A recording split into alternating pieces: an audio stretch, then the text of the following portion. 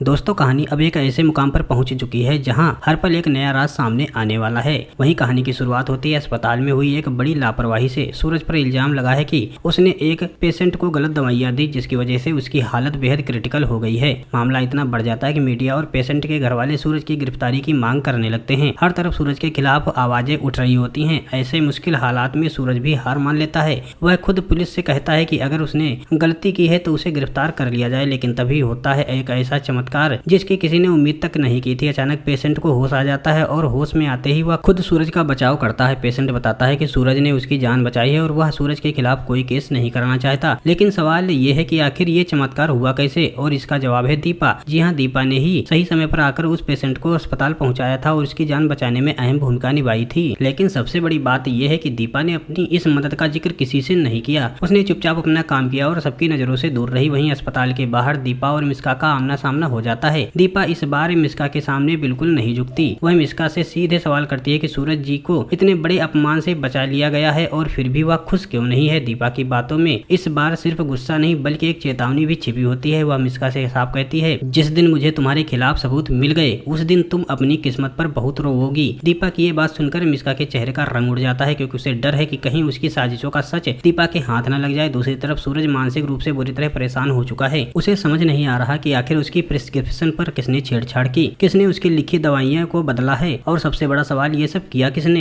सूरज की मां लावण्या को पूरा यकीन है कि आज सूरज की जान और उसकी इज्जत दीपा ने ही बचाई है। लेकिन सूरज दीपा का नाम तक नहीं सुनना चाहता। उसका गुस्सा, उसका दर्द और उसके मन में चल रही उलझन उसे अंदर से तोड़ देती है। सूरज के डॉक्टर दोस्त भी उसकी हालत को लेकर बेहद चिंतित हैं। उनका मानना है कि सूरज को इस ट्रॉमा से बाहर निकालने के लिए कुछ दिनों के लिए देश से बाहर भेज देना चाहिए। अगर ऐसा नहीं किया गया तो उसकी मानसिक स्थिति और भी खराब हो सकती है। और बस मिस्का को इसी मौके का इंतजार था। वह तुरंत इस मौके का फायदा उठाती है और सूरज के साथ विदेश जाने की बात कहती है। अब सवाल ये है कि क्या मिस्का की ये चाल कामयाब होगी, क्या वह सूरज को दीपा से हमेशा के लिए दूर कर पाएगी। लेकिन कहानी का सबसे बड़ा और सबसे सस्पेंस भरा पल आता है एपिसोड के आखिर में। दीपा घायल तबला यानी तरुण के पास पहुंचती है। तबला की हालत बेहद खराब है। वह मुश्किल से अपनी आंखें खोल पाता है और दीपा को कुछ बताने की कोशिश करता है। उसकी आवाज बेहद धीमी है। वह टूटे फूटे शब्दों में कहता है। दीपा उसकी बात ध्यान से सुनती है और फिर उसे अचानक समझ आता है कि तबला किसी और का नहीं बल्कि मिस्का का नाम लेने की कोशिश कर रहा है। यानी तबला के पास मिस्का की साजिश का वो राज है जो पूरी कहानी को पलट सकता है। लेकिन क्या तबला अपनी पूरी बात दीपा को बताएगा? दोस्तों आगे की कहानी जानने के लिए वीडियो को लाइक और चैनल को सब्सक्राइब कर दीजिए।